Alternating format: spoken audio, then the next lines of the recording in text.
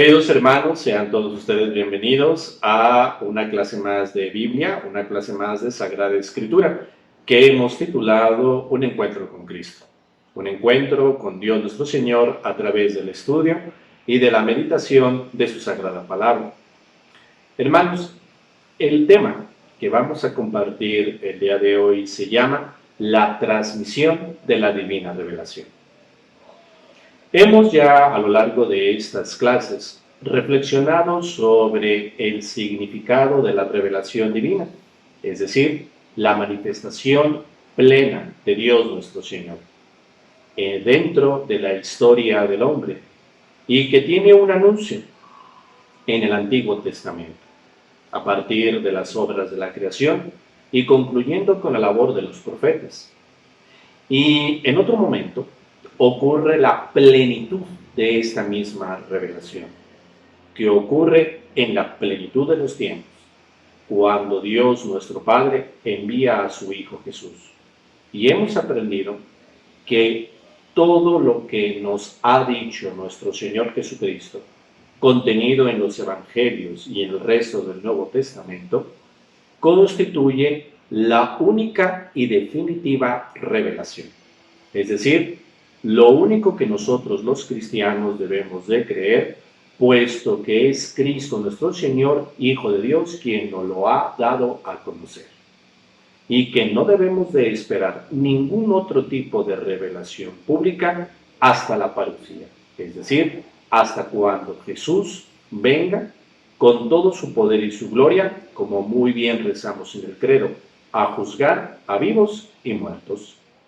Pues bien, hermanos, vamos a reflexionar sobre la manera en la cual Dios transmite, es decir, nos da a conocer su divina revelación.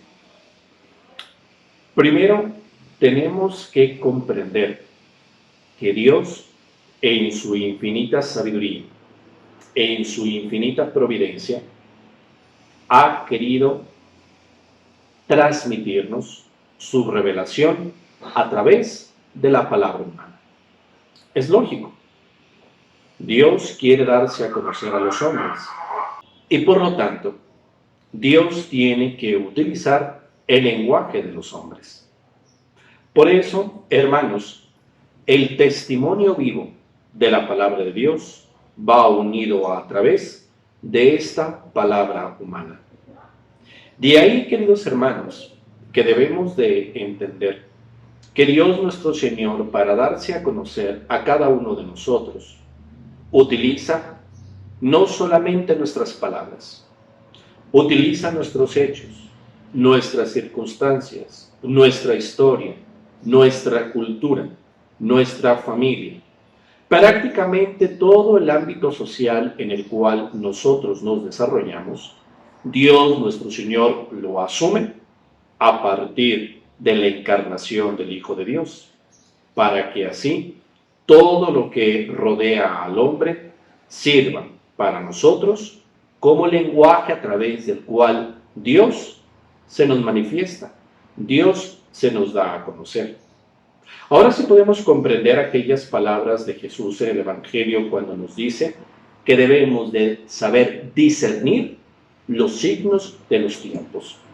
Es decir, como cristianos, debemos de utilizar nuestra inteligencia, iluminados por la luz de la fe, para saber interpretar, para saber discernir, es decir, saber lo que Dios quiere, lo que Dios me quiere dar a entender y comprender en las diversas circunstancias de nuestra propia vida, de las diversas circunstancias de la historia del hombre. De ahí, hermanos, que Cristo, cuando estuvo aquí en la tierra, en medio de los hombres, en medio de su pueblo, de Israel, Cristo, en primer lugar, se rodeó de un grupo de hombres. Un grupo de hombres que a lo largo de los 3 años que duró su vida pública en medio de su pueblo, les enseñó, les adoctrinó, les acompañó, les enseñó a través de su palabra y a través de su obra todo lo que Cristo Jesús Maestro quiso que sus apóstoles aprendieran y vieran. ¿Y por qué? Porque dentro de la plenitud de la historia de la salvación, Cristo nuestro Señor claramente sabía que esos 12 hombres, sí, a pesar de su limitada comprensión, de su limitada inteligencia, de sus limitadas virtudes y no poca exposición de sus defectos, sin embargo, Jesús quiso tomar esos 12 hombres para hacerlos sus apóstoles. Recordemos que la palabra apóstol significa, del griego, significa enviados. Pero antes de ser enviados, Jesús, a lo largo de estos 3 años de su vida pública, Jesús les enseña, les acompaña y sobre todo los va preparando para la prueba fundamental de su vida. Ser testigos de su pasión, de su muerte, de su resurrección, de su asunción al cielo. ¿Por qué hablo de este evento fundamental, hermanos? Porque la Pascua del Señor, que se define como los eventos salvíficos centrales de nuestra fe, y son los que hemos celebrado en la Semana Santa, constituyen para los apóstoles el punto de partida de la auténtica evangelización, lo que sería la esencia misma de la predicación apostólica. Se le denomina en una palabra también de origen griego, kerygma, que es el anuncio gozoso de la pasión, de la muerte, de la resurrección del Señor por ti y por mí, para salvarnos. ¿Por qué? Por amor, porque nos ama. Este anuncio gozoso, queridos hermanos, es lo que ya la Iglesia, a lo largo de la transmisión, a lo largo de su estudio y de su reflexión, llama el testimonio vivo de los apóstoles. Una vez que los apóstoles reciben la plenitud del Espíritu de Cristo en Pentecostés, ellos salen a evangelizar. Y a partir de ahí y hasta el último día de la vida de cada uno de los apóstoles, fueron transmitiendo de una manera viva su experiencia personal que cada uno de ellos tuvo sobre Cristo Jesús. Y de ese testimonio vivo, de ese testimonio personal, es como van haciendo la predicación, el anuncio, la comunicación de la revelación cristiana.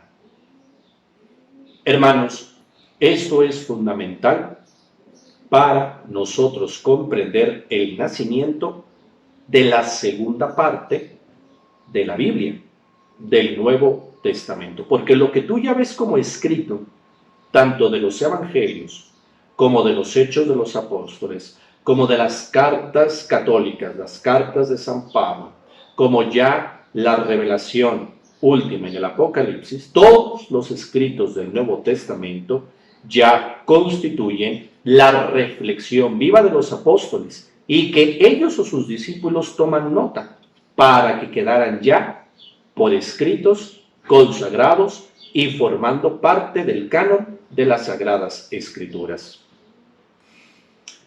Por lo tanto, hermanos, Dios confía en el hombre para que a través del hombre transmita todo lo que Dios en Jesús dijo e hizo. Todas las palabras y todos los hechos de Jesús son transmitidos a nosotros. Ahora bien, ¿cómo se realizó esta transmisión, hermanos? A través de 2 caminos. Un primer camino es a través de la palabra oral. Otro camino es a través de la palabra escrita. A través de la palabra oral, nosotros le llamamos esta transmisión oral la sagrada tradición, porque es ya el anuncio vivo que los apóstoles hacían y que tenemos ejemplos muy claros, tanto en los Hechos de los Apóstoles como en las cartas de San Pablo, cómo los apóstoles anuncian de viva voz la experiencia viva, la experiencia de Jesús, la experiencia pascual. Y cómo primero comenzando con el pueblo judío, para luego pasar con los paganos, con el pueblo del imperio greco-romano, cómo los apóstoles transmiten de viva voz el anuncio de Cristo. A esto le llamamos la sagrada tradición. Y a través de la palabra escrita, nosotros le llamamos esta revelación divina también, pero que esta escritura se le denomina la Biblia, la Sagrada Escritura. Nos queda muy claro ya la parte que corresponde al Antiguo Testamento, puesto que ya estaba escrita en los tiempos apostólicos. Pero a partir ya de la codificación de la primera predicación apostólica, es decir, la tradición viva, oral, que hacen los 12 apóstoles, ellos o sus discípulos comienzan a tomar nota, y así es como ya nace el Nuevo Testamento. Por eso, hermanos, ya la escritura final de toda la Sagrada Escritura, que para nosotros es el Antiguo Testamento y el Nuevo Testamento, viene a ser la divina revelación transmitida de modo escrito y que nosotros llamamos Biblia, la Sagrada Escritura. Por lo tanto, hermanos, comprendiendo esto, deducimos lo siguiente. El único y el eterno mensaje divino que Dios nuestro Padre expresa a través de su Hijo Jesucristo y transmitido por la fuerza viva de su Santo Espíritu, tiene dos caminos. Uno es la transmisión oral, que se llama tradición apostólica, y el otro es la escritura, la palabra escrita, que nosotros ya le llamamos la Biblia, la Sagrada Escritura. Hermanos, en un último punto, les invito ahora a reflexionar el papel preponderante que tiene el Espíritu Santo, como algún maestro de la vida espiritual llamaba el gran desconocido. ¿Y por qué? Porque desgraciadamente no hemos sabido profundizar, no hemos sabido tener una relación más íntima con la tercera persona de la Santísima Trinidad, el Espíritu Santo. Y nos ayuda a comprender esto, hermanos, sobre todo en estos tiempos litúrgicos ya muy próximos a celebrar el fin de la Pascua con el envío del Espíritu Santo, Pentecostés. Hermanos, ¿cuál es la relación de la Sagrada Escritura y de la Sagrada Tradición Apostólica con el Espíritu Santo? Con la Sagrada Escritura, la relación con el Espíritu Santo es fundamental, porque toda la Sagrada Escritura, Antiguo Testamento y Nuevo Testamento, es inspirada por el Espíritu Santo. Claro, los hombres, en los diversos momentos históricos, ellos toman la pluma y comienzan a escribir. Pero cada uno de los autores, de los diversos textos, de los diversos libros, en los diversos momentos, en las diversas épocas que componen la Sagrada Escritura, la Biblia escrita, toda la Biblia es inspirada por el Espíritu Santo. Por eso, queridos hermanos, toda la Biblia merece nuestro respeto. Toda la Biblia merece nuestra atención. Toda la Biblia merece nuestro estudio. Toda la Biblia merece nuestra obediencia.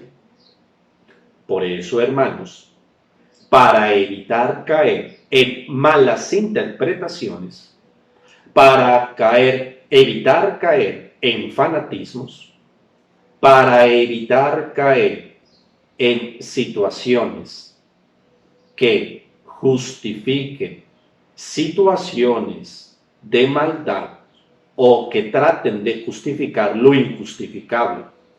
Por eso es necesario leer la Biblia, leer la Sagrada Escritura, siempre con el espíritu con el cual fue escrita, con el don del Espíritu Santo.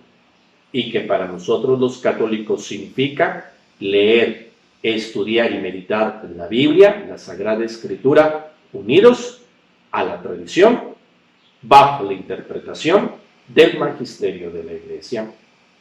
De ahí, hermanos, que la Iglesia no solo saca toda su riqueza de la Biblia, de la pura Biblia, no, sino que también lo hace a partir de la sagrada tradición. Por eso, hermanos, estudiar la Biblia, estudiar la palabra de Dios escrita, no es el simple estudio de un libro de texto, no. Es un estudio que exige un enfoque multidisciplinar, comenzando desde la historia del pueblo de Israel e iluminándolo con la tradición, bajo la guía del magisterio de la Iglesia.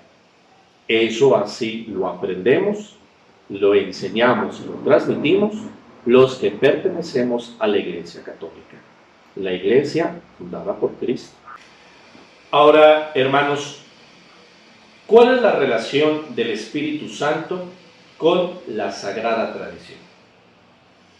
Si hemos entendido que la Sagrada Tradición es la explicación a viva voz de los apóstoles, vamos a entender que los apóstoles no hablaban, no exhortaban, no enseñaban cuestiones personales o particulares, ¿no? Sino solamente aquello que Cristo les transmitió. Por eso, hermanos, el Espíritu Santo, el Espíritu de Cristo, iluminó a los apóstoles, puso las palabras en su boca, para que ellos fueran testigos veraces de aquel a quien estaban predicando, de Cristo el Señor. Ahora, aquí vamos a hacer una reflexión. La tradición apostólica se acabó con la muerte del último de los apóstoles. Aquí, hermanos, es donde podemos echar mano de la enseñanza del sacramento del orden sacerdotal. Sabemos que los obispos son sucesores de los apóstoles, es decir, continúan la obra de los apóstoles, que es anunciar el Evangelio, santificar al pueblo de Dios, enseñarlo conforme a las enseñanzas de Cristo el Señor, dentro de nuestra fe católica. Por lo tanto, hermanos, la sagrada tradición continúa a través de la boca de los actuales sucesores de los apóstoles, pero siempre y cuando todos actúen unidos como colegio apostólico que son, bajo la obediencia del obispo de Roma, es decir, del romano pontífice, del Santo Padre. Es lo que ya nosotros empezamos a comprender, que siempre Dios nuestro Señor acompaña a su iglesia, para que siempre los sucesores de los apóstoles continúen anunciando esta palabra de Dios oral, viva, la sigan transmitiendo de manera fiel, perseverante y contundente, aun a pesar de las dificultades propias que se vive en el tiempo. Hermanos, ¿qué ejemplo podremos poner para saber comprender la importancia de la palabra de Dios escrita la palabra de Dios oral, es decir, la manera en cómo Dios transmite su revelación en la tradición apostólica y en la Sagrada Escritura. Lo tenemos sobre todo en los sacramentos. Vamos poniendo el ejemplo, hermanos, en el sacramento de la Eucaristía, la Santa Misa. Tú bien sabes que la manera en cómo los sacerdotes celebramos la Santa Misa en la actualidad no fue la misma hace 500 años. Tampoco fue la misma hace 1500 años. Y mucho menos fue exactamente la misma como cuando se celebró la primer misa, en la noche del Jueves Santo, en el cenáculo, Jesús y los apóstoles. Por lo tanto, tú como católico, ¿cómo puedes estar seguro que la Santa Misa, la Sagrada Eucaristía, tal como se celebra hoy en día, pueda ser la misma que Cristo nuestro Señor celebró hace 2000 años? ¿Y cómo se ha perpetuado a lo largo de estos 2000 años de historia? ¿Por qué no es lo mismo? ¿Por qué ha cambiado? Y si cambia, ¿cambia el valor de la misa? Quiere decir que sí podemos meter mano en el desarrollo de este sacramento de los sacramentos. ¿Cómo nosotros como católicos podemos entenderlo? Aquí nos ayuda la diferencia entre la Sagrada Escritura y la Sagrada Tradición. Hermanos, la Sagrada Tradición nos enseña, pues, que esta predicación apostólica y de sus sucesores, los señores obispos, va cambiando, va evolucionando.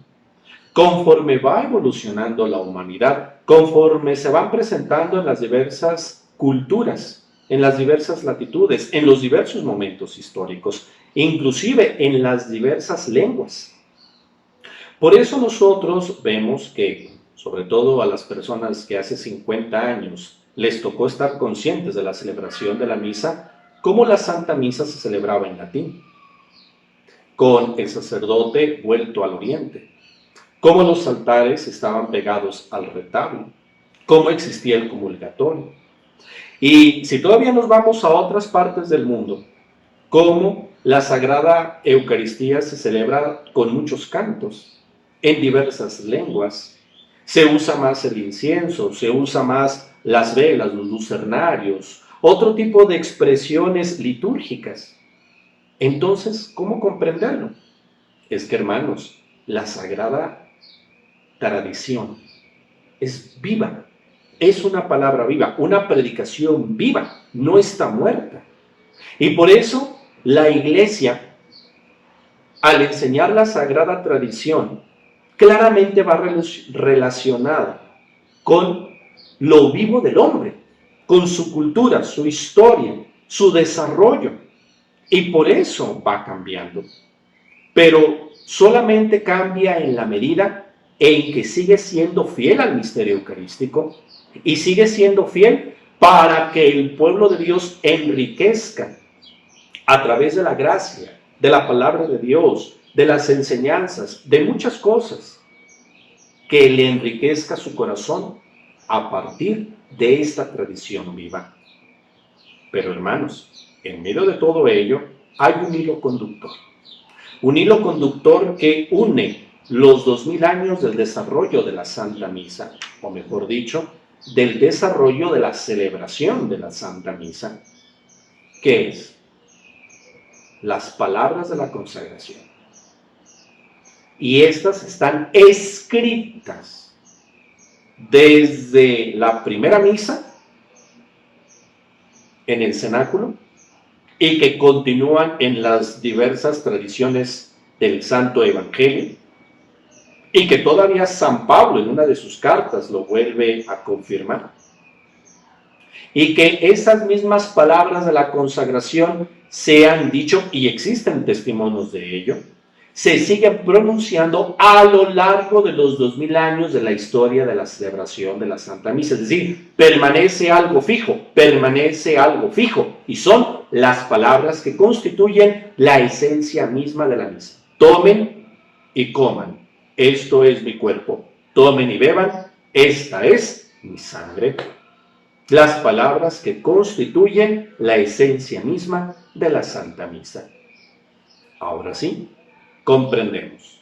En el sacramento de la Eucaristía se da el ejemplo de la Sagrada Escritura y de la Sagrada Tradición. La Sagrada Escritura, las palabras tales de la consagración. Y en la Sagrada Tradición, las diversas maneras en las cuales se va desarrollando la historia de la celebración eucarística con sus diferentes lenguajes, ritos y modalidades, hasta el día de hoy. Muy bien, hermanos, con este concluimos el tema de la transmisión de la divina revelación. Y en la tarea vamos a dejar lo siguiente. Así como ustedes escucharon, y esperemos en Dios que les haya quedado claro la distinción de la Sagrada Escritura y de la Sagrada Tradición como dos maneras en las cuales se transmite la divina revelación, pusimos como ejemplo la Sagrada Eucaristía. Ahora les invito a que ustedes mismos tomen otro sacramento y que este sacramento hagan el mismo análisis que su servidor les compartió. Y, siendo ya próxima la fiesta de Pentecostés, les invito a que en concreto tomen el sacramento de la confirmación. Tomen este sacramento. Investiguen el desarrollo del sacramento de la confirmación, sobre todo su desarrollo litúrgico, es decir, acuérdense cuando ustedes fueron confirmados o cuando fueron padrinos de confirmación o estuvieron en una misa solemne de confirmación presidida por el señor obispo. Y ahí mismo ustedes desarrollen cuál es la parte que corresponde al sacramento de la confirmación, su texto concreto de la palabra de Dios escrita, la Sagrada Escritura, la Biblia, y cuál parte del sacramento de la confirmación responde a la Sagrada Tradición, a la enseñanza viva apostólica y que la han continuado sus sucesores, los señores obispos. Les agradecemos su atención y concluimos con la oración al Espíritu Santo. Ven Espíritu Santo, llena los corazones de tus fieles y enciende en ellos el fuego de tu amor. Envía, Señor, tu Espíritu y todo será de nuevo creado y se renovará la faz de la tierra.